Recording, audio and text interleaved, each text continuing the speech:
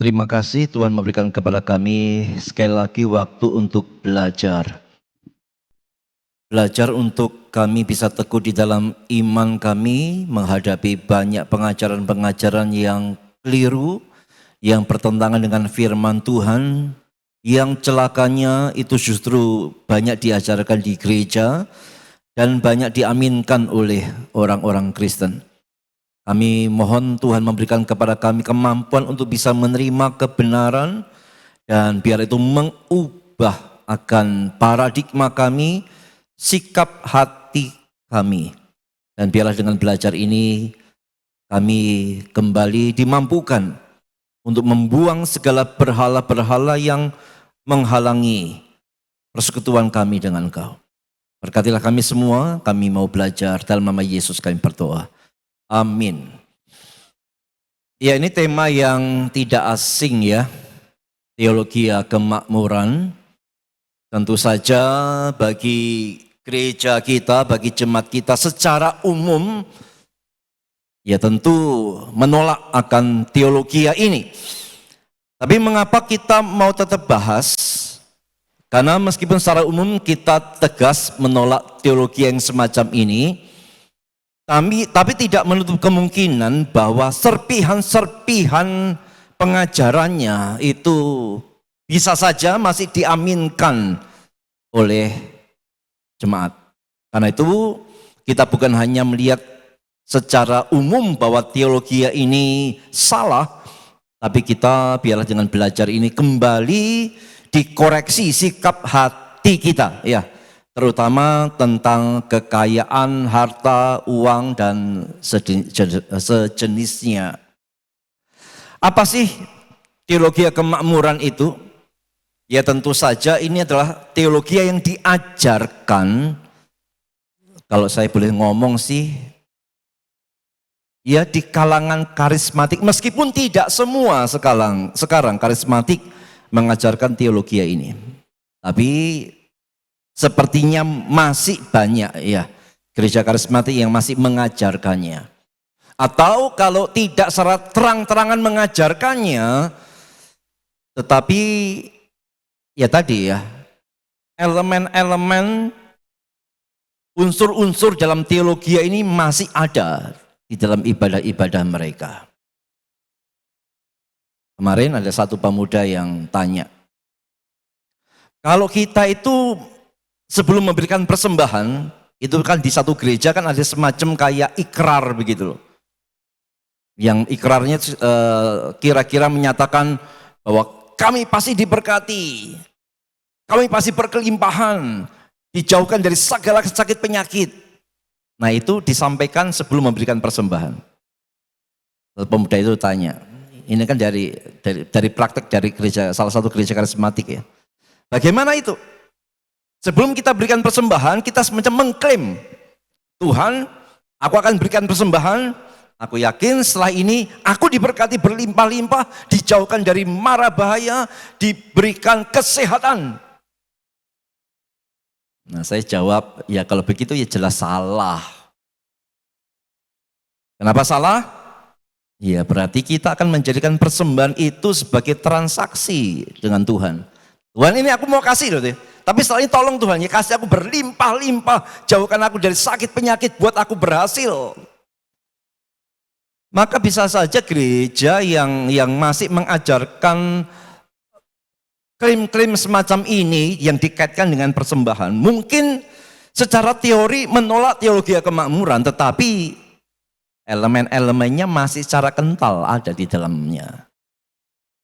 Atau bahkan mungkin kita sendiri ya, yang secara terang benderang menolak teologi kemakmuran, tapi kalau kita ditanya seperti tadi, kita jawabannya boleh atau enggak. Jadi sebelum kasih persembahan, semacam kita mengklaim sama Tuhan, Tuhan, aku mau kasih persembahan. Ya.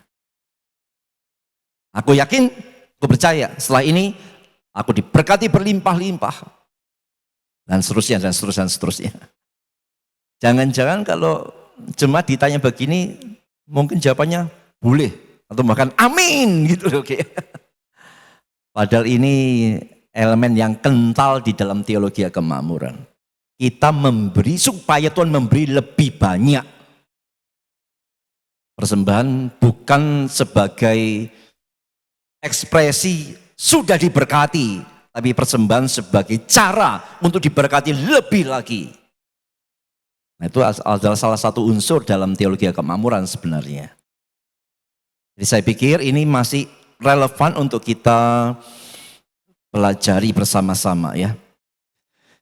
Salah satu slogan dari teologi kemakmuran, ya tentu saja slogannya adalah orang Kristen yang sungguh-sungguh beriman dan sungguh-sungguh ikut Tuhan pasti akan kaya, dijamin kaya.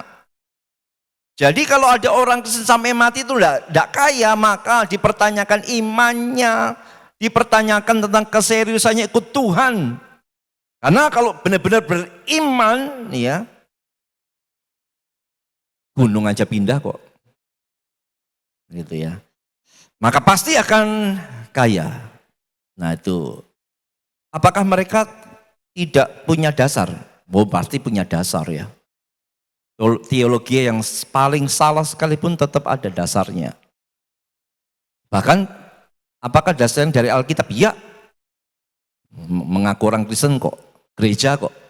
Pasti ditanya, apa dasarnya ajaran teologi kemakmuran itu?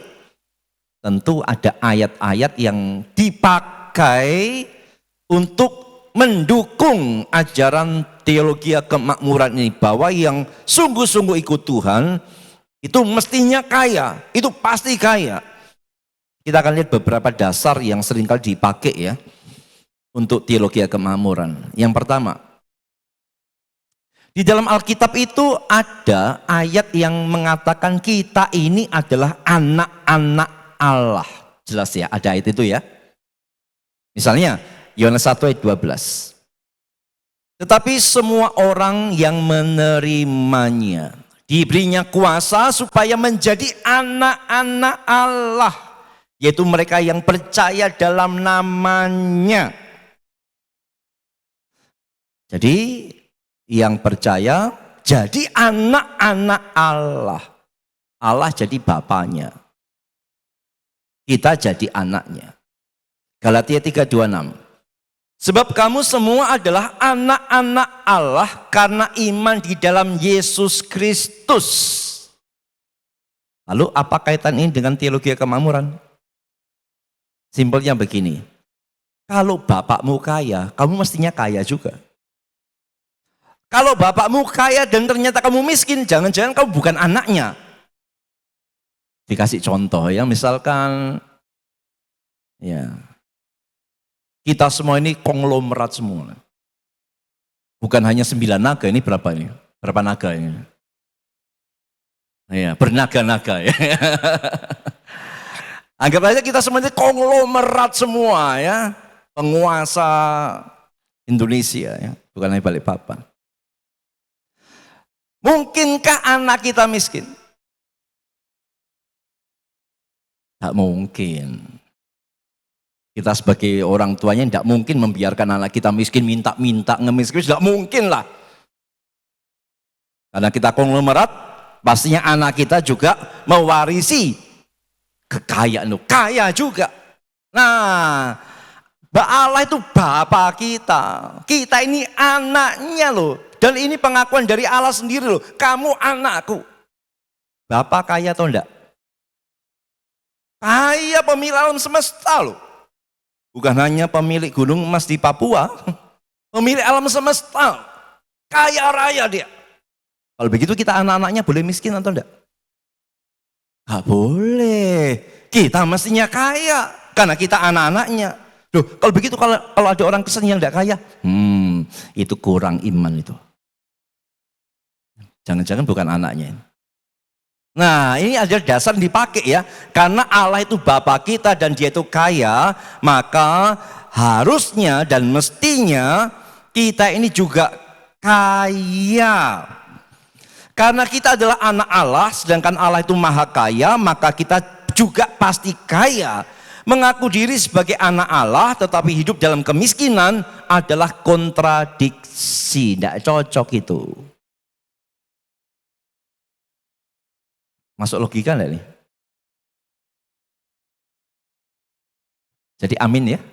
Kita semua anak Allah, amin. Amin. Jadi kita semua kaya, amin. Tidak ada yang amin. Ini dasar yang dipakai ya. Nanti kita akan lihat apakah dasar ini benar atau tidak. Kita lihat dasar yang berikutnya. Pengajar teologi kemakmuran itu seringkali menceritakan tokoh-tokoh Alkitab, orang-orang yang beriman, yang diberkati Tuhan menjadi sangat kaya. Daud itu kaya. Salomo, kaya dia. Ayub, oh kaya banget, meskipun sempat miskin, tapi itu Tuhan berkati lagi kan, balikin lagi hartanya. Bahkan lebih kaya lagi itu. Abraham, oh kaya. Ishak, Yakub, kaya mereka semua.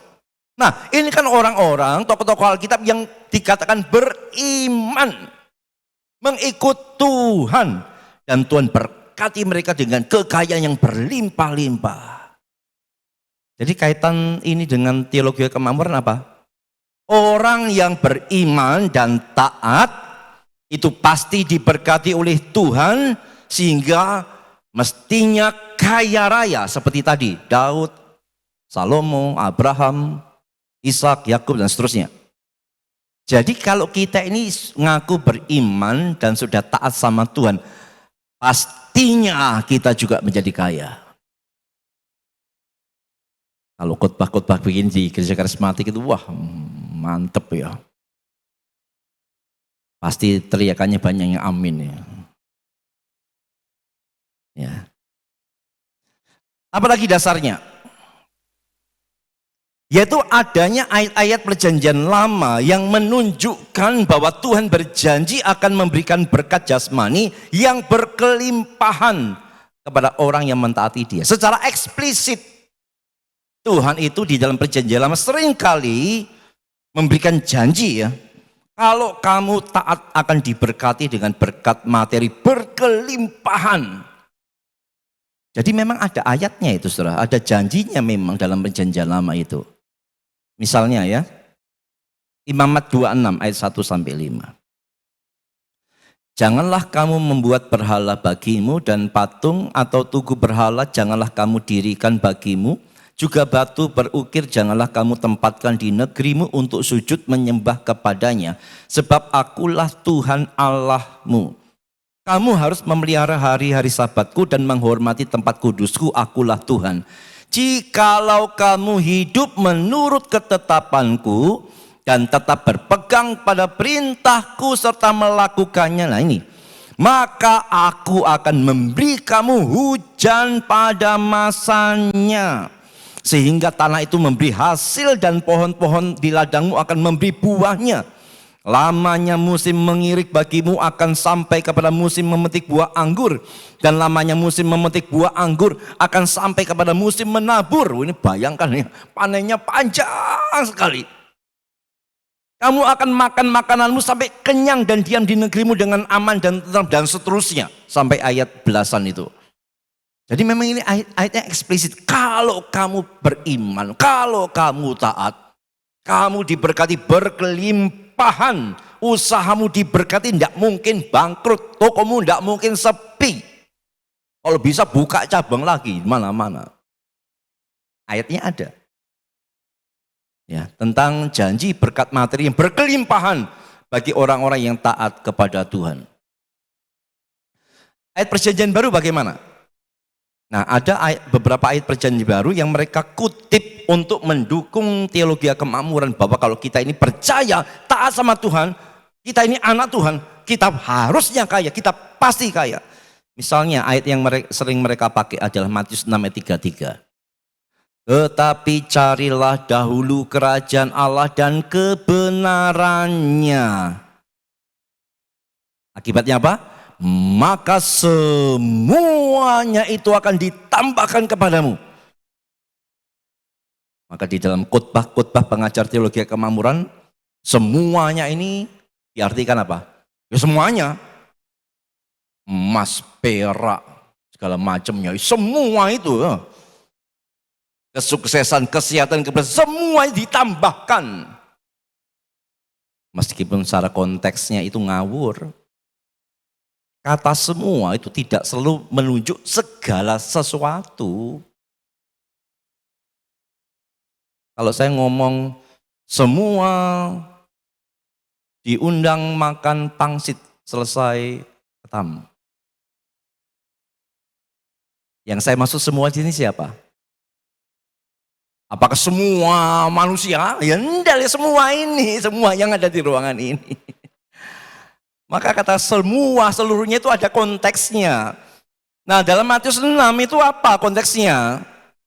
Jangan kamu khawatir akan makan, minum, pakai. Cari dahulu kerajaan Allah, maka semuanya itu apa semuanya? Yaitu makan, minum, pakai. Kebutuhan pokokmu. Bukan seadanya semuanya emas, berlian, segala bukan. Itu out of context namanya ya. Yohanes 10. Pencuri datang hanya untuk mencuri dan membunuh dan membinasakan. Aku datang supaya mereka mempunyai hidup. Ini kata-kata Yesus loh ya. Aku datang, Yesus datang supaya mereka, yaitu kita ini yang percaya, mempunyai hidup dan mempunyainya dalam segala apa? Kelimpahan. Oh ini ya, luar biasa nih. Ya, dalam khotbah pengajar teologi kemakmuran, kelimpahan ini diartikan harta, materi dan segala macamnya. Padahal konteksnya lagi-lagi itu membicarakan berkat rohani, bukan berkat jasmani. Saya yakin termasuk jemaat GPMI sekalipun ya, kalau tidak bagus merenungkan firman Tuhan, pasti akan menganggap kelimpahan ini semuanya. Padahal tidak. Kelimpahan ini adalah berkat rohani. 2 Korintus 8:9. Karena kamu telah mengenal kasih karunia Tuhan kita Yesus Kristus, bahwa Ia yang oleh karena kamu menjadi miskin, sekalipun Ia kaya, supaya kamu menjadi kaya oleh karena kemiskinannya.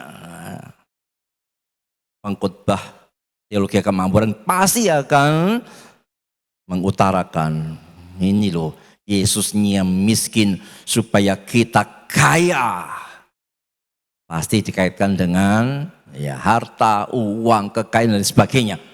Padahal konteksnya tidak membicarakan berkat jasmani, tapi membicarakan berkat rohani, bukan jasmani. Jadi kalau ada orang Kristen yang usahanya kurang berhasil, yang kekayaannya tidak sehebat orang lain, lalu membaca ayat-ayat begini, tapi salah mengartikannya, kemudian jadi kecewa sama Tuhan. Tuhan katanya hidup berkelimpahan, Tuhan katanya aku jadi kaya, mana ini? Lalu nyalahin Tuhan. Padahal Tuhan tidak pernah salah. Orang itu yang salah memahami akan kehendak Tuhan. Dan bisa jadi kesalahannya mungkin ya karena mendengar pengajaran-pengajaran dari penganut teologi kemakmuran itu sendiri. Jadi itu beberapa dasar yang dipakai dan memang cukup menarik ya. Dasar-dasar untuk mereka mengajarkan teologi kemakmuran itu loh. Ya tadi, kamu kan anak, Allahmu kan bapak, bapakmu kaya, masa kamu miskin? Wah itu menarik pemikiran. Plus ayat-ayat tadi loh, dalam perjanjian lama ini eksplisit ada berkat materi berkelimpahan. Dan plus ayat-ayat tadi ya, yang sebenarnya sudah salah arti, dan itu sangat menggoda orang-orang Kristen yang lemah iman, yang dasar pengajarannya tidak ada, yang kalau di gereja itu khotbah dia sibuk main HP, ya akan gampang sekali disesatkan dengan pengajaran yang semacam ini. Lalu bagaimana meresponi akan teologi kemakmuran ini? Yang pertama, semua dasar Alkitab, semua ayat-ayat Alkitab yang dijadikan dasar oleh penganut teologi kemakmuran itu sebenarnya adalah Mereka salah dalam memahami atau menafsirkan ayat Alkitab. Salah memahami, salah menafsirkan, sehingga salah mengajarkan. Ya tadi itu, Yesus yang kaya rela jadi miskin supaya kita yang miskin jadi kaya. Diartikan kekayaan kita itu ada kekayaan jasmani. Salah memahami, salah menafsirkan, sehingga salah mengajarkan.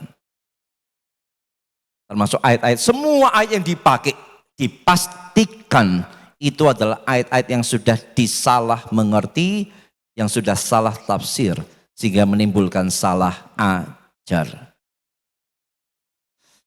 Bagaimana sih seharusnya kita itu menafsirkan Alkitab dengan benar? Yang pertama harus perhatikan konteksnya. Semua ayat yang dipakai oleh teologi kemakmuran seringkali out of context. Keluar dari konteksnya. Cuma dicomot ayatnya. Tapi tanpa memperhatikan konteksnya. Maka lahirlah ajaran yang salah. Semua ajaran yang salah bahkan sesat itu muncul dari ayat yang dicopot keluar dari konteksnya. Kalau begitu, kalau kita ingin mengartikan ayat Alkitab dengan benar, kita harus perhatikan konteksnya. Karena itu kita pernah diajar ya, kalau baca Alkitab gimana caranya, jangan cuma baca satu ayat. Minimal satu perikop. Lalu setelah itu perhatikan perikop sebelumnya, perikop setelahnya.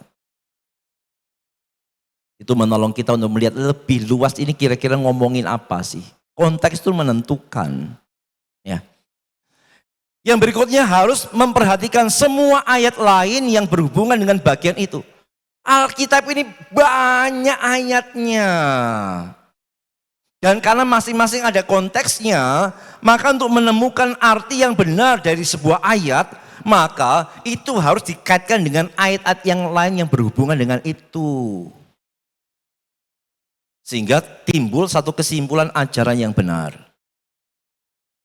Misal ya, kan ada ayat Alkitab yang mengatakan,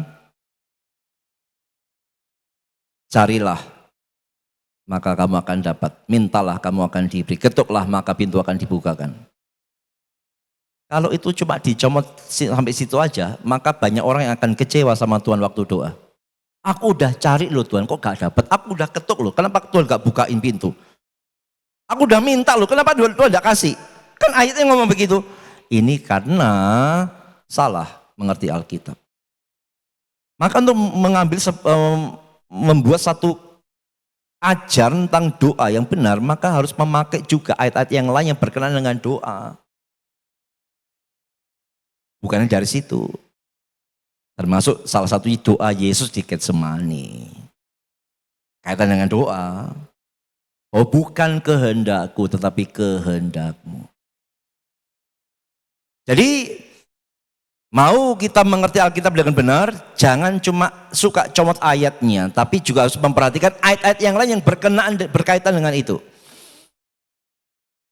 Sehingga kita harus menafsirkan ayat itu sedemikian rupa sehingga tidak keluar konteksnya dan tidak bertentangan dengan ayat-ayat yang lain. Mengapa kita harus seperti itu? Karena Allah itu bukan pendusta. Dan Allah itu firman-Nya tidak mungkin bertentangan satu dengan yang lain. Alkitab itu firman Tuhan. Sehingga ayat 1 tidak mungkin berkontradiksi dengan ayat yang lain. Kalau ada sebuah pengajaran di mana mengartikan satu ayat dan ternyata itu bertentangan dengan ayat yang lain, itu jelas pasti ajarannya salah.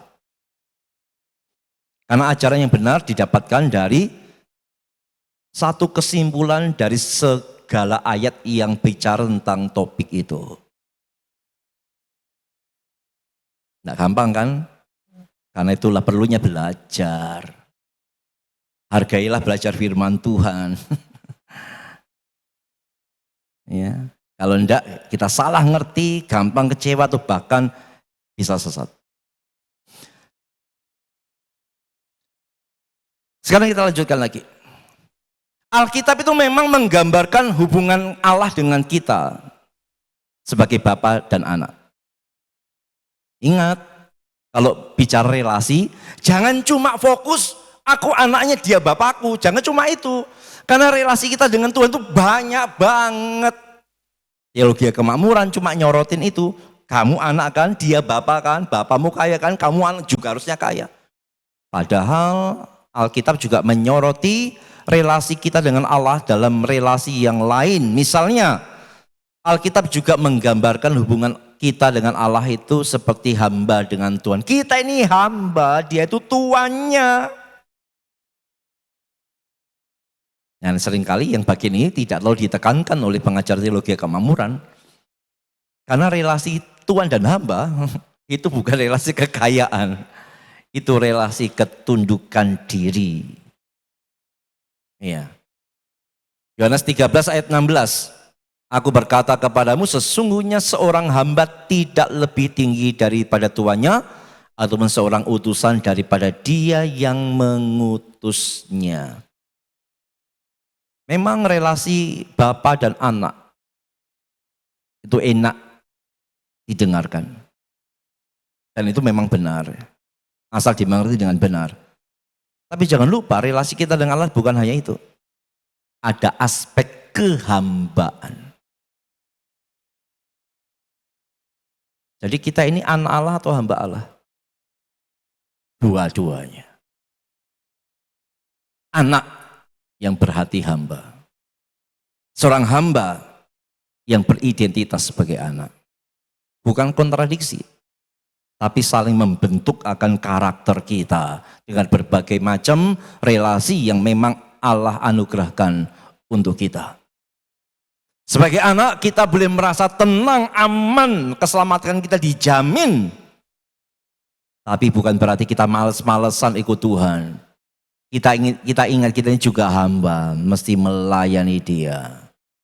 Mesti tunduk sama Dia. Kalau sekedar mengajarkan anak dengan bapak, orang Kristen bisa manja banget. Tapi kita selain hubungannya anak dengan bapak, juga adalah hamba dengan Tuhan. Alkitab juga menggambarkan hubungan Allah dengan kita, itu juga seperti komandan dengan prajurit. Ya, 2 Timotius 2 ayat 3-4. Ikutlah menderita sebagai seorang prajurit yang baik dari Kristus Yesus. Seorang prajurit yang sedang berjuang tidak memusingkan dirinya dengan soal-soal penghidupannya. Supaya dengan demikian ia berkenan kepada komandannya. Ini pun relasi kita dengan Tuhan. Artinya Tuhan mau apa kita tidak boleh bantah. Kita cuma ngomong oke, siap Tuhan. Nah, relasi semacam ini tidak ditekankan di dalam teologi kemakmuran. Berikutnya, tentang Allah sebagai Bapa dan kita sebagai anak. Lalu oleh teologi kemakmuran itu dipakai untuk menyimpulkan kita pasti kaya. Itu lagi-lagi salah ngerti. Mengapa?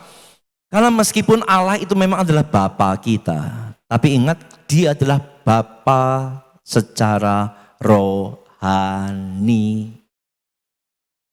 Sehingga kalaupun kita harusnya kaya, mestinya kaya, itu kayanya secara rohani, bukan jasmani. Karena Allah kita ini anak, relasinya adalah relasi rohani. Kok bisa kemudian disimpulkan dapatnya kekayaan, pasti kaya secara jasmani. Itu sudah salah. Yang benar adalah harusnya memang kita mengalami kekayaan rohani. Nah, baru kita bisa kemudian koreksi diri. Kalau kita ini benar-benar anak Bapa, mestinya kekayaan rohani kita makin tambah loh. Tapi kalau kita ngaku anak Bapa, belasan puluhan tahun kita menjadi anaknya dan kekayaan rohaninya itu miskin banget, minim banget. Cocok enggak sebagai anak Bapa? Bapa itu secara kekayaan rohaninya melimpah kok. Kenapa kita sebagai anaknya kok tidak mengalaminya? Katanya kita anaknya. Ya. 1 Petrus 4 ayat 16, tetapi jika ia menderita sebagai orang Kristen, maka janganlah ia malu, melainkan hendaklah ia memuliakan Allah dalam nama Kristus. Pengajar teologi kemakmuran ada yang mengatakan begini, Allah itu kaya, dia itu bapamu. Jadi kalau kamu miskin, Allah itu malu. Itu ekstrim ya. Jadi Allah Bapa itu malu melihat orang-orang Kristen yang miskin. Karena dia kaya kok, anaknya miskin, malu dia. Tapi tidak, saudara. 1 Petrus 4 ayat 16. Jika menderita sebagai orang Kristen, termasuk miskin karena iman, seperti yang pernah dialami oleh jemaat Smyrna itu, jangan malu. Kalau Allah saja, kalau firman Tuhan saja ngomong, kalau kamu miskin dan miskinmu itu karena taat sama Tuhan, jangan malu. Berarti Tuhan itu tidak pernah malu lihat anak-anaknya miskin secara materi. Kalau itu karena iman. Ya. Jadi pengajar teologi kemakmuran yang secara ekstrim mengajarkan Allah itu malu kalau orang Kristen miskin, harusnya baca 1 Petrus 4 ayat 16 ini. Sebaliknya Allah itu seringkali memuji kok umatnya yang demi mempertahankan iman rela mengorbankan hartanya. Itu justru dipuji tuh oleh Tuhan ya. Tuhan tidak malu. Dalam Alkitab memang ada banyak orang beriman yang kaya. Tapi ingat juga bahwa ada banyak yang tidak kaya bahkan miskin. Tadi kan pengajar teologi kemakmuran kan memberikan contoh-contoh kan. Daud, Salomo, Abraham, Ishak, Yakub, Ayub. Itu kan orang-orang yang kaya. Tapi mereka lupa ada banyak di dalam Alkitab tokoh-tokoh itu yang tidak kaya bahkan miskin. Kita lihat beberapa ya. Lukas 9 ayat 58. Yesus berkata kepadanya, serigala mempunyai liang dan burung mempunyai sarang, tetapi anak manusia tidak mempunyai tempat untuk meletakkan kepalanya. Yesus sebagai Allah jelas maha kaya. Tapi di dalam kemanusiaannya dia rela menjalani hidup yang sangat sederhana. Ada yang ngomong tuh Yesus tuh secara manusia juga orang kaya, ngomong begini, dia itu pengusaha mebel tuh. Kan Yusuf kan bapaknya tukang mebel. Yusuf itu bukan pemilik mebel, pekerja kasar. Miskin. Dari mana kita tahu mereka miskin? Waktu datang ke bait Allah, apa yang dipersembahkan? Bukan lembu sapi, kambing domba, bukan, burung merpati. Itu persembahan dari orang yang miskin. Jadi Yusuf Maria itu miskin. Atau kalau tidak dia bilang itu sangat sederhana lah. Dan Yesus secara manusia merelakan dirinya seperti itu. Lalu ada yang ngomong lagi, enggak, Yesus itu kaya. Apa buktinya kaya? Dia punya bendahara. Lu apa kalau punya bendahara itu pasti kaya. Lo uangnya sering kali dicuri sama Yudas. Iman membuktikan Yesus kaya karena punya bendahara. Yesus secara manusia pun adalah orang yang sangat sederhana. Ya. Lalu yang lain, 2 Korintus 8 ayat 2. Selagi dicobai dengan berat dalam pelbagai penderitaan, sukacita mereka meluap, dan meskipun mereka sangat miskin, namun mereka kaya dalam kemurahan. Ini jemaat Makedonia itu yang dipuji-puji. Jemaat itu tidak kaya. Tapi begitu ada berita tentang satu kebutuhan pelayanan, mereka kumpul dana. Luar biasa, sampai Paulus itu kagum. Sampai Paulus itu kemudian menceramai jemaat Korintus yang kaya-kaya itu loh. Ya, kamu lihat jemaat Makedonia itu. Mereka itu miskin. Tapi begitu dengar kebutuhan pelayanan, mereka beri apa yang mereka punya. Sampai miskinnya itu dipakai kata ptokeia, itu dari kata ptokos, yang artinya itu tidak punya apa-apa, sudah. Tapi dikatakan di sana, namun mereka kaya dalam kemurahan. Dan mereka orang sejati loh. Jadi secara materi miskin, bukan kaya. Tapi mereka benar-benar beriman. Meskipun mereka miskin secara materi, tapi hati mereka kaya dalam kemurahan. Ini bertolak belakang dengan banyak orang kaya tapi miskin dalam kemurahan. Tapi jemaat Makedonia itu miskin dalam materi tapi kaya dalam kemurahan. Ya itu justru dipuji oleh Rasul Paulus. Kisah 3:6. Tetapi Petrus berkata, emas dan perak tidak ada padaku, tetapi apa yang kupunya kuberikan kepadamu demi nama Yesus Kristus, orang Nazaret itu berjalanlah. Petrus bukan orang kaya. Emas perak tidak punya dia. Saham tidak punya dia. Properti tidak punya dia. Apakah Anda beriman? Wahyu 29. Aku tahu kesusahanmu ini untuk jemaat Smyrna ya. Aku tahu kesusahanmu dan kemiskinanmu. Lagi-lagi dipakai kata dasarnya itu petokos tadi itu yang sangat miskin, tidak benar-benar tidak punya apa-apa. Namun engkau kaya. Kaya dalam apa? Kaya dalam iman, dalam kasih. Dan fitnah mereka yang menyebut dirinya orang Yahudi, tetapi yang sebenarnya tidak demikian, sebaiknya mereka adalah jemaah iblis. Jadi adalah contoh-contoh di mana ada banyak tokoh Alkitab yang juga tidak kaya, bahkan miskin. Tapi pengajar teologi kemakmuran itu cuma mengutip yang kaya-kaya aja. Ini loh, kalau kamu beriman, kalau kamu taat itu kamu pasti kaya kayak mereka. Ini namanya cuma mempelajari Alkitab setengah aja ya. Dan itu bahaya ya. Setengah kebenaran itu menyesatkan. Jadi jangan anggap setengah kebenaran itu benar. Justru setengah kebenaran itu seringkali menyesatkan. Kalau kita cerita aja sama orang ya, kita cuma cerita setengah kebenaran, itu bahaya banget. Kalau tidak utuh ceritanya, itu bisa jadi fitnah. Pengajar teologi kemakmuran itu hanya mengutip contoh-contoh orang percaya yang kaya, tapi mereka tidak pernah memaparkan contoh-contoh orang-orang yang beriman, bahkan sangat setia, tapi tidak kaya, bahkan miskin. Lalu ada banyak ayat-ayat Alkitab yang menunjukkan sukarnya kehidupan orang Kristen. Mengapa ayat-ayat ini penting? Karena pengajar teologi kemakmuran selalu mendengungkan yang enak-enak saja. Kalau kamu percaya Tuhan, kamu diberkati, kamu kaya raya, kamu sukses. Bukan jadi ekor semua, jadi kepala semua. Jadi bisa jadi apa? Kepala kantor, kepala cabang, kepala, gak ada karyawan semua. Kan gitu toh. Tapi ayat Alkitab banyak yang menunjukkan bahwa jadi orang Kristen harus siap menghadapi kesukaran.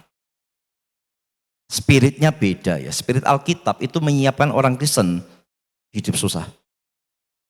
Tapi teologi kemakmuran itu memberikan mimpi-mimpi di awan-awan sana. Wah, kalau ikut Tuhan, jadi kepala semua, sukses, kaya, raja semua.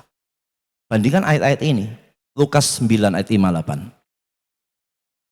Serigala mempunyai liang dan burung mempunyai sarang, tetapi anak manusia tidak dapat mempunyai tempat untuk meletakkan kepalanya. Ini sebuah penderitaan ya. Yohanes 15 ayat 20. Seorang hamba tidak lebih dari tuannya. Jikalau mereka telah menganiaya aku, mereka juga akan menganiaya kamu. Kisah Rasul 14 ayat 22 bagian B. Untuk masuk ke dalam kerajaan Allah kita harus mengalami banyak sengsara. Filipi 1 ayat 29. Sebab kepada kamu dikaruniakan bukan saja untuk percaya kepada Kristus, melainkan juga untuk menderita untuk Dia. Dan masih banyak ayat yang lain. Kamu bagikan seekor domba yang diitus di tengah-tengah serigala. Barang siapa mau mengikut aku, kata Yesus, maka dia harus menyangkal diri, memikul salib tiap hari, dan ikut aku. Ini semua spiritnya sangat bertolak belakang dengan apa yang didengungkan, diajarkan oleh dalam teologi kemakmuran. Memberikan mimpi-mimpi kosong bahwa kalau jadi orang Kristen itu pasti kaya. Dan kalau tidak kaya, kemudian diserangkan, jangan-jangan kamu kurang iman, kamu kurang taat, kamu kurang kasih persembahan dan sebagainya. Itu semua salah besar. Justru menjadi orang Kristen disiapkan untuk menjadi orang Kristen yang setia, siap menghadapi kesukaran. Kemudian berikutnya, Alkitab mengandung banyak ayat yang memperingatkan kita akan bahaya kekayaan dan keinginan untuk menjadi kaya. Di satu sisi teologi kemakmuran semacam mendorong kamu jadi orang Kristen, kamu harus kaya, kamu pasti kaya. Kekayaan menjadi semacam idola, menjadi tujuan. Tapi Alkitab justru bertolak belakang. Alkitab itu seringkali memperingatkan bahaya kekayaan. Bisa bandingkan ya, teologi kemakmuran berusaha untuk mengajak orang meraih kekayaan, tetapi Alkitab justru memperingatkan, hati-hati kalau kamu jadi kaya, hati-hati kalau kamu banyak harta. Sebelum saya lanjut, disclaimer ya, bukan berarti kemudian Alkitab mengajarkan teologi kemelaratan loh ya. Enggak. Alkitab juga tidak mengajarkan yang sebaliknya, kalau kamu ikutan kamu pasti miskin. Kalau kamu tidak miskin, kamu tidak ikuti teladan Yesus. Tidak begitu juga. Alkitab tidak melarang orang Kristen jadi kaya. Tapi Alkitab menolak teologi kemakmuran yang mengharuskan dan memastikan seorang Kristen itu kaya. Nah, tapi terhadap yang kaya, yang banyak harta, Alkitab itu justru memberikan banyak warning, banyak peringatan. Misalnya, ini masih slide 20 loh ya. Masih ada 40 slide ya. Ulangan 6 ayat 10 sampai 12. Maka apabila Tuhan Allahmu telah membawa engkau masuk ke dalam negeri yang dijanjikannya dengan sumpah kepada nenek moyangmu, yakni Abraham, Ishak dan Yakub, untuk memberikannya kepadamu kota-kota yang besar dan baik dan yang tidak kau dirikan, rumah-rumah penuh berisi berbagai barang baik yang tidak kau isi, sumur-sumur yang tidak kau gali, kebun-kebun anggur dan kebun-kebun zaitun yang tidak kau tanami, dan apabila engkau sudah makan dan menjadi kenyang. Ini kan berkat jasmani yang melimpah banget loh ya. Wow, luar biasa melimpah. Ayat 12, maka hati-hatilah supaya jangan engkau melupakan Tuhan yang telah membawa kamu keluar dari tanah Mesir, dari rumah perbudakan. Terhadap orang-orang yang diberkati dengan kekayaan yang melimpah, justru Allah ngomong, hati-hati kamu. Kalau kamu sudah merasa kaya, berkelimpahan, nyaman hidupmu, hati-hati jangan kamu lupakan Tuhan. Karena banyak orang yang telah diberkati dengan kekayaan yang berlimpah, lupa Tuhan,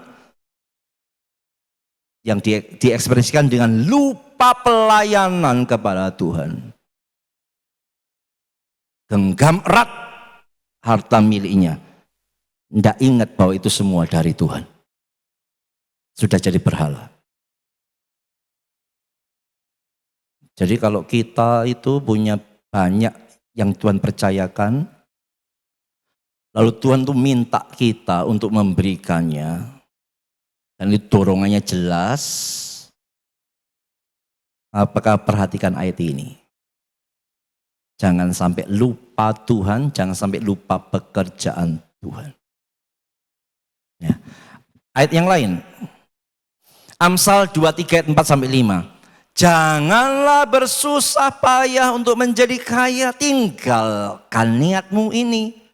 Kalau engkau mengamat-amatinya, lenyaplah ia, karena tiba-tiba ia bersayap lalu terbang ke angkasa seperti Raja Wali.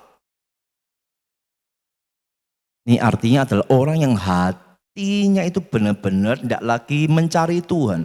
Yang dia cari dalam hidupnya selama dalam dunia itu hanyalah gimana caranya jadi kaya.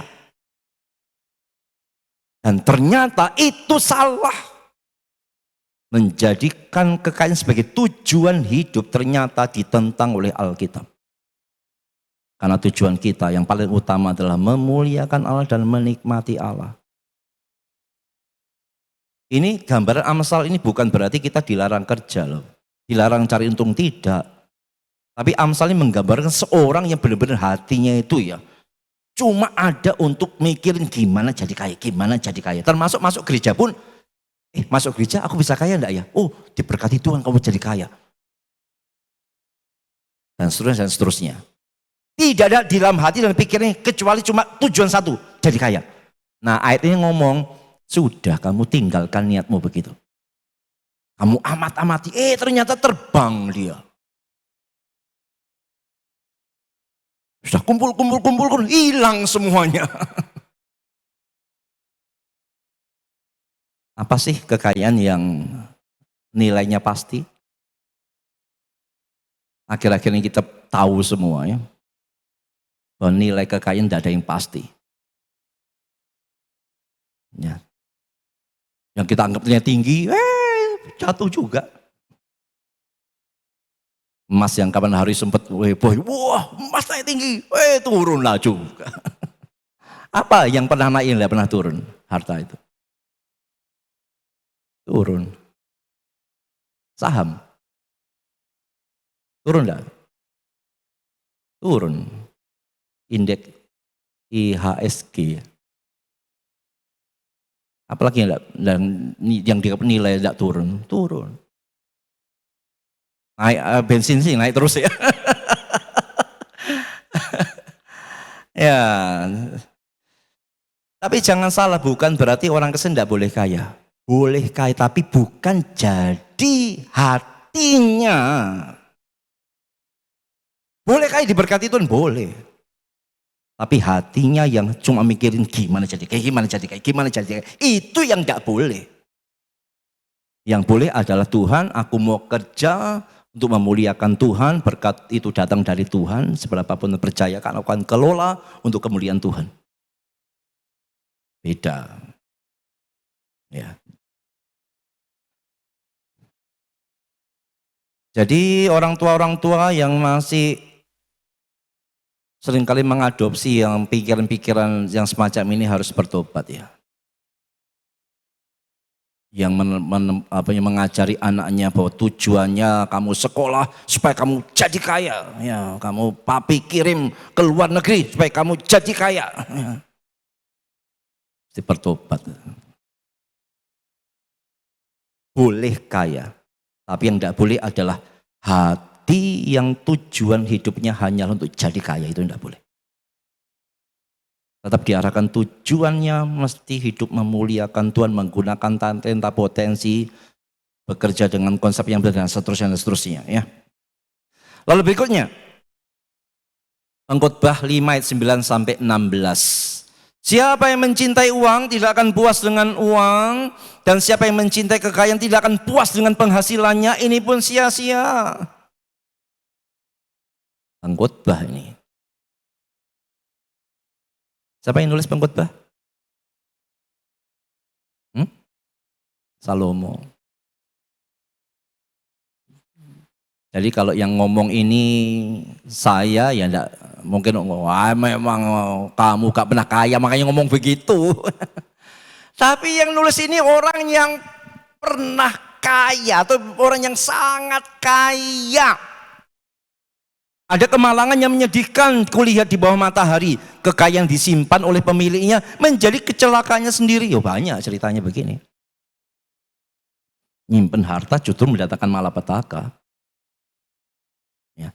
Dan kekayaan itu binasa oleh kemalangan sehingga tidak ada satupun padanya untuk anaknya. Sebagaimana ia keluar dari kandungan ibunya, demikian juga ia akan pergi telanjang seperti ketika ia datang, dan tidak diperolehnya dari jerih payahnya suatu pun yang dapat dibawa dalam tangannya. Ini pun kemalangan yang menyedihkan. Kamu lahir, kamu telanjang, kamu pergi, kamu tidak bawa emas batanganmu yang 5 kilo, 10 kilo, 100 kilo itu. Ini Ini pun kemalangan yang menyedihkan, sebagaimana ia datang, demikian ia akan pergi. Dan apakah keuntungan orang tadi yang telah berlelah-lelah menjaring angin? Malah sepanjang umurnya ia berada dalam kegelapan dan kesedihan, mengalami banyak kesusahan, penderitaan, dan kekesalan. Ini adalah orang yang benar-benar hatinya untuk harta, untuk uang, tidak akan pernah mengalami yang namanya damai yang sejati. Ya. Kalau ada yang mendengar ini dan merasa saudara itu kaya dan engkau seperti yang dikatakan pengkhotbah ini, ya pasti berubah. Yeremia 9 ayat 23, 24. Beginilah firman Tuhan, janganlah orang bijaksana bermegah karena kebijaksanaannya, dan janganlah orang kuat bermegah karena kekuatannya, janganlah orang kaya bermegah karena kekayaannya. Tetapi siapa yang mau bermegah, baiklah ia bermegah karena yang berikut, bahwa ia memahami dan mengenal aku, bahwa akulah Tuhan yang menunjukkan kasih setia, keadilan, dan kebenaran di bumi. Sungguh semuanya itu kusukai, demikianlah firman Tuhan. Ini warning untuk orang-orang yang diberkati dengan kekayaan yang berlimpah. Jelas sekali ayat yang ngomong, eksplisit. Jangan pernah bangga karena kekayaan. Tapi kalau kita lihat realitanya banyak banget ya. Orang itu bisa merasa diri sebagai seseorang itu karena aku kaya. Aku lebih kaya dari dia. Banyak sekali itu, banyak sekali. Bahkan di kalangan orang Kristen, saya pikir juga banyak yang semacam itu. Orang yang bangga sekali dengan dirinya adalah karena dia lebih kaya daripada orang lain. Alkitab ngomong itu salah. Tuhan jijik melihatnya.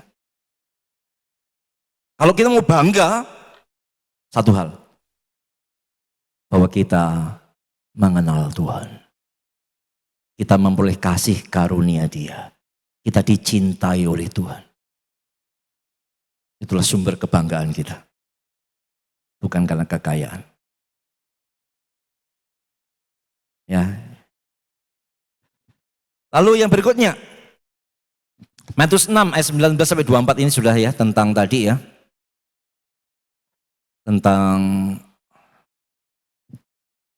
jangan kumpulkan harta di bumi ngengat dan karat merusaknya, dan pencuri membongkar serta mencurinya.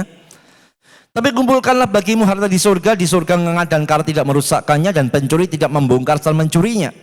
Karena di mana hartamu berada, di situ juga hatimu berada. Mata adalah peta tubuh. Jika matamu baik, teranglah seluruh tubuhmu. Jika matamu jahat, gelaplah seluruh tubuhmu. Jadi jika terang yang ada padamu gelap, betapa gelapnya kegelapan itu. Tak seorang pun dapat mengabdi kepada dua tuan, karena jika demikian ia akan membenci yang seorang dan mengasihi yang lain, atau ia tidak akan setia kepada yang seorang dan tidak mengindahkan, atau ia akan setia kepada yang seorang dan tidak mengindahkan yang lain. Kamu tidak dapat mengabdi kepada Allah dan kepada Mammon. Lagi-lagi ini ayat yang memperingatkan, hati-hati kalau kamu punya banyak harta, hati-hati. Begitu kamu cinta harta, kamu pasti benci Yesus. Pasti itu. Meskipun secara verbal tidak ngomong benci Yesus. Tapi dari hati yang sudah tidak tertuju kepada Yesus, itu bagi Yesus itu sudah benci Yesus. Benci itu kan tidak selalu mesti verbal. Tapi dengan tidak mengindahkan, dengan mengabaikan, tidak mau tahu, itu kan sudah ekspresi dari kebencian sebenarnya. Dan orang kalau sudah cinta harta itu pasti tidak akan peduli lagi dengan Tuhannya. Ya. Maka dikatakan ini adalah ayat yang warning juga ya. Matius 13 ayat 22, yang ditaburkan di tengah semak duri ialah orang yang mendengar firman itu, lalu kekhawatiran dunia dan tipu daya kekayaan menghimpit firman itu sehingga tidak berbuah. Ini warning juga. Hati-hati kalau pikiran hati kita cuma mikirin uang, harta terus, kita tidak akan pernah berbuah. Tidak akan pernah melayani. Begitu mau berbuah untuk pekerjaan Tuhan, ngitung-ngitung. Nggak jadi. Karena ditipu oleh kekayaan tadi. Lukas 6 ayat 24. Tapi celakalah kamu, hai kamu yang kaya, karena dalam kekayaanmu kamu telah memperoleh penghiburanmu. Ini ngeri sekali. Bukankah banyak orang kaya merasa terhibur karena kekayaannya. Merasa tenang karena kekayaannya. Merasa terjamin karena kekayaannya. Tapi Yesus ngomong apa? Celaka kamu. Teologi kemakmuran, kamu harus kaya, kamu pasti kaya, kamu harus kaya, kamu pasti kaya. Tapi Yesus ngomong, hati-hati. Kalau kamu kaya dan itu menjadi penghiburanmu, kamu celaka. Mengapa Yesus ngomong sekeras ini? Karena begitu kekayaan menjadi sandaran penghiburan, kenyamanan, dan ketenangan kita, maka kekayaan sudah jadi berhala kita. Dan ingat, baik PL maupun PB, Allah itu benci berhala. Jadi saudara-saudara yang mendengar, yang merasa kaya ya, perhatikan ayat ini. Silahkan kaya, boleh kaya. Tidak salah, tapi hati mesti dijaga. Jangan sampai kekayaan menjadi sandaran penghiburanmu. Bukan lagi Tuhan, bukan lagi salib, bukan lagi Injil, tapi kekayaan. Itu loh yang Yesus ngomong, celaka kamu. Makanya saya ngomong di depan tadi, meskipun secara umum kita tolak teologi kemakmuran, tapi seringkali serpihan-serpihannya itu masih menancap di hati kita. Termasuk ini. Sebagai orang Kristen, yang menjadi penghiburan kita bukanlah salib Kristus yang sudah menebus kita dari semua dosa kita, tapi yang menjadi penghiburan kita adalah saldo rekening, aset, properti yang kita bangga-banggain itu loh. Ya. Alkitab memberikan warning itu. 1 Timotius 6 ayat 6 sampai 10. Jangan bosan ya, ternyata memang banyak kan peringatan-peringatan kepada orang-orang yang diberkati dengan kekayaan yang melimpah itu. Memang ibadah itu kalau disertai rasa cukup memberi keuntungan besar. Jadi selain kita beribadah, perlu hidup yang rasa cukup. Itu akan memberikan keuntungan besar dalam diri kita. Kalau kita rajin ibadah tapi selalu merasa tidak cukup. Tidak akan memberikan keuntungan apapun ya. Sebab kita tidak membawa sesuatu pun apa ke dalam dunia dan kita pun tidak dapat membawa apa-apa keluar. Asal ada makanan dan pakaian cukuplah. Seringkali orang ngomong cukup itu kan relatif. Orang yang punya 1000 T sekalipun bisa aja ngomong tidak cukup karena aku belum punya 10.000 T. Tapi Alkitab sudah punya standar cukup. Apa? Asal ada makanan dan pakaian cukuplah. Makanannya tentu bukan stik ya. Ya asal ada makanan pakaian cukuplah. Itu standar cukup sudah. Maka selain kita ibadah dan hari-hari kita selalu merasa cukup, ya itu akan membawa keuntungan besar, membawa manfaat besar dalam hidup kita. Asal ada makanan pakaian cukuplah. Tetapi mereka yang ingin kaya terjatuh ke dalam pencobaan, ke dalam jerat dan ke dalam berbagai-bagai nafsu yang hampa dan mencelakakan, yang menenggelamkan manusia ke dalam keruntuhan dan kebinasaan. Karena akar segala kejahatan adalah cinta uang. Sebab oleh memburu uanglah beberapa orang telah menyimpang dari iman dan menyiksa dirinya dengan berbagai-bagai duka. Orang yang suka judol termasuk begini. Ingin cepat kaya, judi. Makin siksa dirinya. Menjerumuskan dalam banyak hal dan sebagainya. Alkitab sudah ngomong jauh-jauh hari ya. Ini warning.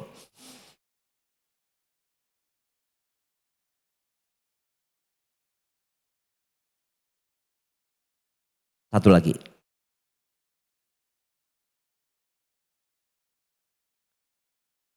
Satu Timotius 6 ayat 17 sampai 19. Peringatkanlah kepada orang-orang kaya di dunia ini agar mereka jangan tinggi hati dan jangan berharap pada sesuatu yang tidak tentu seperti kekayaan. Melainkan pada Allah yang dalam kekayaannya memberikan kepada kita segala sesuatu untuk dinikmatin.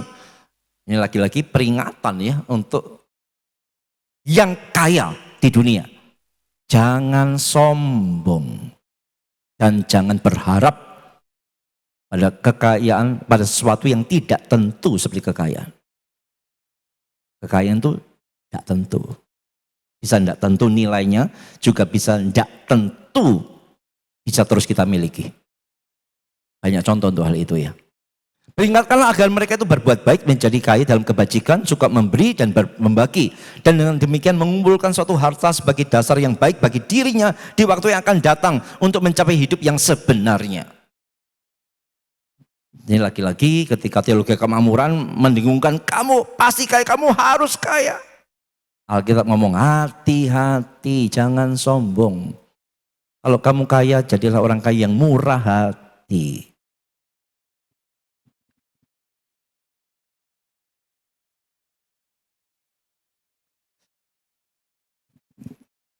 Kita lanjut lagi. Kembali ke masalah mengapa kok bisa timbul ajaran-ajaran yang salah seperti teologi kemakmuran, ya karena melanggar prinsip hermeneutik, melanggar prinsip penafsiran Alkitab. Apa yang mereka langgar? Di Alkitab itu ada dua bagian besar ya. Ada ayat yang bersifat deskriptif. Itu ayat yang sekedar menggambarkan, menceritakan. Nah, yang semacam itu tidak boleh dijadikan norma atau pedoman dalam hidup kita. Meskipun ada maknanya dalam narasi, dalam penggambaran, tapi bukan berarti secara literal mesti diambil. Untuk bagian-bagian yang sifatnya deskriptif, yang menggambarkan sesuatu. Contoh, tentang Yesus dan Petrus yang berjalan di atas air. Ini sesuatu yang sifatnya deskriptif, menceritakan waktu dulu pernah terjadi begini, Yesus berjalan di atas air dan kemudian Petrus juga mau. Yang semacam ini kita bisa ambil makna pengajarannya, tapi bukan secara literal lalu menjadi pengajaran. Karena Yesus bisa berjalan di atas air dan Petrus adalah muridnya bisa juga berjalan di atas air, maka kita orang Kristen itu salah arti. Mau coba? Nggak usah ke laut lah, ke inilah Black Sea di depan gereja. Black River ya. Bisa jalan enggak? Konyol kalau mengatakan dulu Yesus pernah berjalan, Petrus juga pernah, maka kita sekarang pasti juga bisa berjalan di atas air.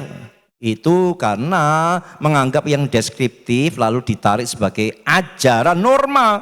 Salah, jadinya ajaran salah. Seperti teologi kemakmuran itu kan. Yesus membangkitkan Lazarus, itu deskriptif. Bukan berarti karena dulu Yesus pernah membangkitkan Lazarus setelah mati 4 hari, maka kita klaim Yesus tidak pernah berubah dari dulu, sekarang, sampai selama-lamanya. Maka kita pergi ke kuburan, kunjungi kuburan yang baru berumur 4 hari, datang ke sana. Begitu? Orang gila yang akan melakukan itu kan. Ini deskriptif. Nggak bisa dijadikan norma bahwa orang yang sudah mati 4 hari bangkit. Ya enggak. Kisah Rasul 5 ayat 17 sampai 25 itu tentang rasul-rasul yang dimasukkan ke penjara lalu dibebaskan oleh Tuhan dengan mujizat.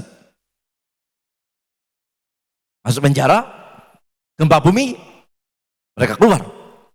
Ini deskriptif, bukan berarti diambil normanya bahwa kalau ada orang Kristen yang karena imannya dijebloskan ke penjara pasti akan keluar dengan mujizat Tuhan. Ya enggak begitu.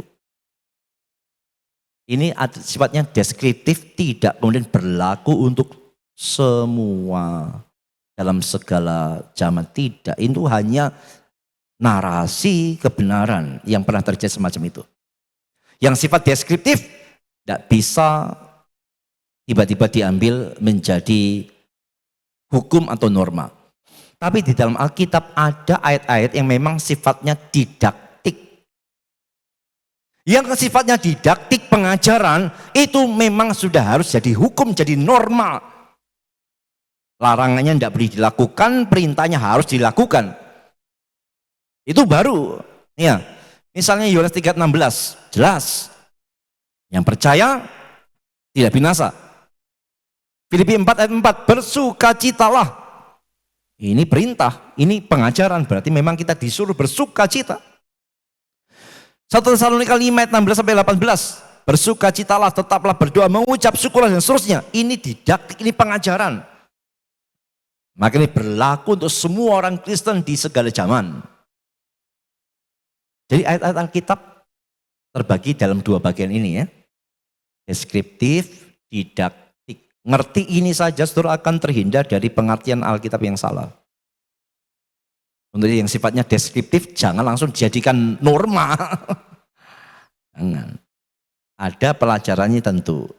Tapi untuk sifatnya didaktik itu mutlak, itu sudah pasti berlaku normanya, hukumnya. Teologi kemakmuran itu mendasarkan ajarannya pada bagian yang sifatnya deskriptif, dijadikan norma atau hukum, dan itu cara yang salah. Ya tadi, Alkitab menceritakan Daud, Salomo, Ayub, dan sebagainya orang kaya. Itu deskriptif. Kok tiba-tiba dijadikan norma kalau kamu juga percaya, kamu taat, kamu akan jadi kaya. Salah.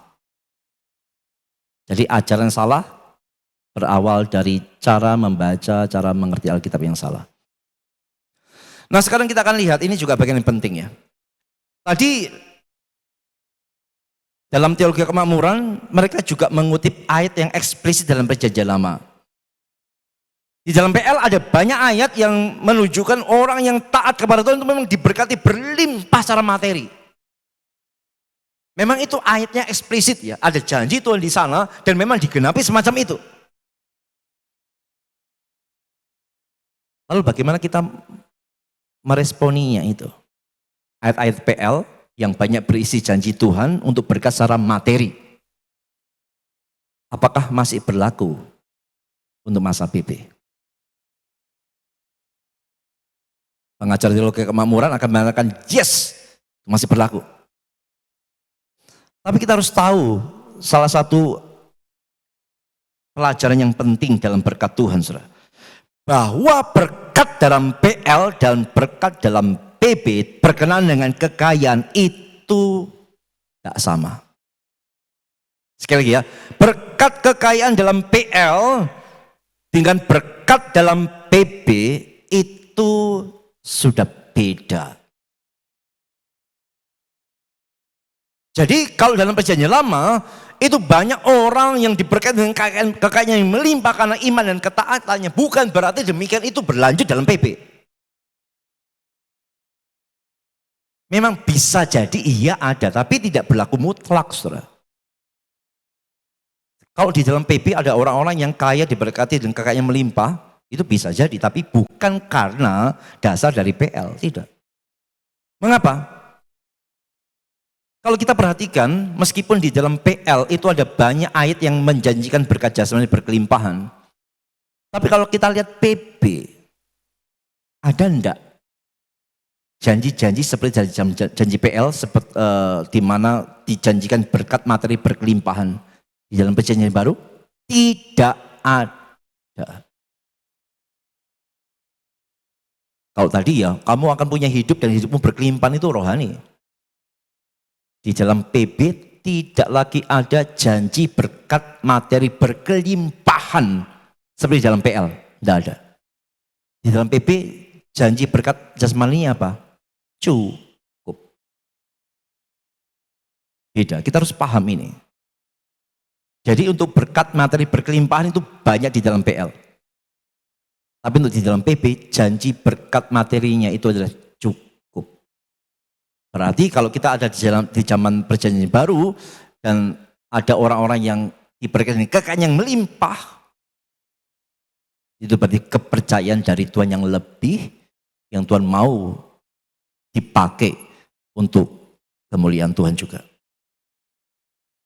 Tapi secara umum berbeda. Janji berkat materi dalam PL dan dalam PB. Dalam PL berkat materinya berkelimpahan. Kalau dalam PB janjinya Tuhan itu cukup. Kalau berkelebihan itu sudah dipercayakan lebih oleh Tuhan. Jadi kalau kita ada di zaman PB dan kita merasa kok tidak berkelimpahan, tidak usah kita nyalain Tuhan. Karena memang janjinya Tuhan untuk kita di zaman PB berkat materi itu adalah cukup. Matius 6 ayat 25 sampai 34 ya. Ini panjang ayatnya tapi semua sudah tahu ini tentang yang jangan khawatir itu loh. Semua ini membicarakan apa? Kebutuhan dasar. Dan Tuhan janjikan kalau kita mengutamakan Tuhan maka semuanya itu diberikan kepada kita. Apa? Kecukupan hal-hal dasar. Makan, minum, pakai. Jadi kalau itu kita sudah mengalami berkat itu, mengucap syukurlah, itu pun berkat Tuhan. Kita bisa makan, kita bisa minum, masih ada pakaian di tubuh kita, bersyukurlah. Itu memang jaminan berkat Tuhan dalam PB. Ya. Contoh yang lain, bahwa di PB itu janji untuk berkat jasmaninya itu cukup. Bukan berkelimpahan seperti zaman PL. Matius 6 ayat 11. Ini dari doa Bapa kami ya. Berikanlah kami pada hari ini makanan kami yang secukupnya. Our daily bread. Roti harian kami. Bukan pabrik roti loh ya. Berikanlah kami hari ini pabrik roti yang cukupnya, bukan. Roti hari yang cukup untuk makan sehari. Itu jaminan pemeliharaan Tuhan untuk masalah jasmani. Cukup. Jadi kalau kita masih bisa cukup makan, bersyukur, itu berarti Tuhan memang genapi janjinya kepada kita. Ya. Bukan roti mingguan, bukan roti tahunan, roti harian. Tadi sudah kita baca ya, 1 Timotius 6 ayat 6 dan 8. Memang ibadah kalau disertai rasa cukup memberi keuntungan besar. Asal ada makanan pakaian cukuplah. Jadi saudara mesti perhatikan, memang janji berkat materi dalam PL dan PB itu berbeda. Jadi jangan klaim lagi, Tuhan aku harus berkelimpahan, aku harus kaya raya. Jaminnya beda bro. Jaminan untuk PB cukup. Kalaupun lebih, itu berarti dipercayakan lebih. Ya. Jadi yang merasa kaya berkelimpahan, ingat itu kepercayaan lebih dari Tuhan. Tapi kita yang tidak berkelimpahan, kita cukup bersyukur, itu Tuhan menggenapi janji pemeliharaannya. Dikasih cukup. Itu pun berkat Tuhan. Ya. Mengapa terjadi perbedaan semacam ini untuk berkat jasmani dalam PL dan PB? Mengapa dalam PL dijanjikan berkelimpahan, sedangkan dalam PB dijanjikan cukup? Kita lihat beberapa poin ini ya. Karena di dalam zaman PB, salib Yesus sudah terjadi. Sedangkan zaman PL, belum ada salib. Apa kaitannya? Dalam zaman PB, karena salib yang merupakan pernyataan tertinggi dari kasih Allah kepada kita sudah terjadi, maka sekalipun kita tidak kaya, bahkan sekalipun kita miskin, kita tetap bisa memandang ke belakang kepada salib dan kita yakin Allah mengasihi kita. Jadi jawabannya kenapa terjadi perbedaan antara PL dan PB berkaitan dengan berkat jasmani? Karena salib. Di PL salib belum ada, di PB salib sudah ada. Jadi meskipun di PB ada orang-orang Kristen yang menderita, yang bahkan miskin, tetap bisa merasakan cintanya Tuhan waktu melihat ke salib. Tapi dalam PL belum ada salib. Sehingga kalau tidak ada berkat jasmani yang berkelimpahan, sukar bagi orang PL untuk percaya bahwa Allah mengasihi. Karena salib belum terjadi. Jadi Allah memberikan berkat jasmani berkelimpahan dalam PL itu untuk menyatakan bahwa dia mengasihi sebenarnya. Karena itulah untuk menunjukkan kasihnya kepada orang-orang beriman dalam perjanjian lama, maka pada saat itu Allah memberikan banyak janji berkat jasmani yang berkelimpahan. Semata-mata untuk mengingat bahwa Allah peduli sama aku, Allah mengasihi aku. Orang PL belum lihat salib. Allah menyatakan berkat jasmani berkelimpahan untuk mereka melihat kasih Allah. Tapi kita orang PB sudah ada salib. Meskipun kita tidak berkelimpahan, waktu kita lihat salib kita cukup untuk merasa dicintai oleh Tuhan. Ya, itu alasannya. Dan itu juga diajarkan oleh John Calvin ya. Tuhan dari perjanjian lama menghendaki bahwa umatnya mengarahkan dan mengangkat pikiran mereka pada warisan surgawi. Tapi untuk memelihara mereka dengan lebih baik dalam pengharapan ini, ia menunjukkan kepada mereka untuk melihat dan boleh dikatakan untuk mencicipi di bawah keuntungan-keuntungan duniawi. Tapi sekarang bahwa Injil telah menyatakan dengan lebih jelas kasih karunia dari kehidupan yang akan datang. Tuhan membimbing pikiran kita untuk merenungkan hal itu secara langsung dengan mengesampingkan cara melatih yang lebih rendah yang ia gunakan dengan bangsa Israel. Nah. Kesimpulannya, pengajar teologi kemakmuran mengajar jemaatnya untuk memberikan persembahan kepada Tuhan dengan pamrih. Karena jemaat memberi dengan tujuan supaya Tuhan membalasnya dengan berkat yang lebih besar. Salah ini. Dan kalau ada di antara saudara yang memberikan persembahan dengan motivasi supaya Tuhan berkati lebih lagi, bertobatlah. Karena kita berikan persembahan, itu tulus karena menyadari Tuhan sudah memberkati saya. Maka saya bersyukur memberikan persembahan. Loh, tapi kan ada janji Tuhan, Tuhan akan memberkati. Itu urusannya Tuhan, jangan jadikan motivasi kita. Tuhan mau memberkati kita itu biar urusannya dia, jangan jadikan motivasi kita Tuhan. Aku beri, Tuhan berkati aku loh ya. Itu tukang tagih, debt collector namanya itu. Jadi saudara yang masih memberikan persembahan dengan motivasi ini ya, saudara nyumbang pembangunan segala macam dengan tujuan Tuhan berkati loh aku loh, berkat aku sudah kasih ini. Salah. Berikan dengan tulus, dengan motivasi aku sudah diberkati. Karena aku sudah diberkati maka aku memberi.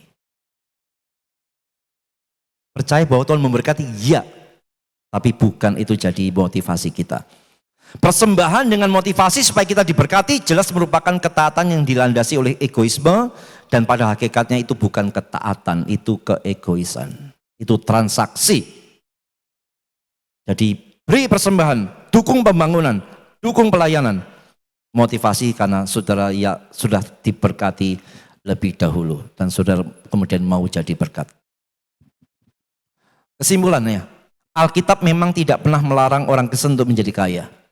Tapi Alkitab tidak memastikan orang Kristen jadi kaya. Kalau Tuhan berkati saudara jadi kaya, bersyukur dan pakai itu memuliakan Tuhan. Tapi kalaupun Tuhan tidak percayakan kekayaan seperti orang lain, tetap bersyukur. Tuhan tetap menggenapi janji kecukupannya bagi kita. Sekalipun kekayaan itu bukan dosa, tapi kekayaan bisa membahayakan kita kalau kita tidak benar. Tidak memiliki sikap yang benar terhadap kekayaan. Bagi saudara yang dipercayakan harta kekayaan yang berlebih, hati-hati.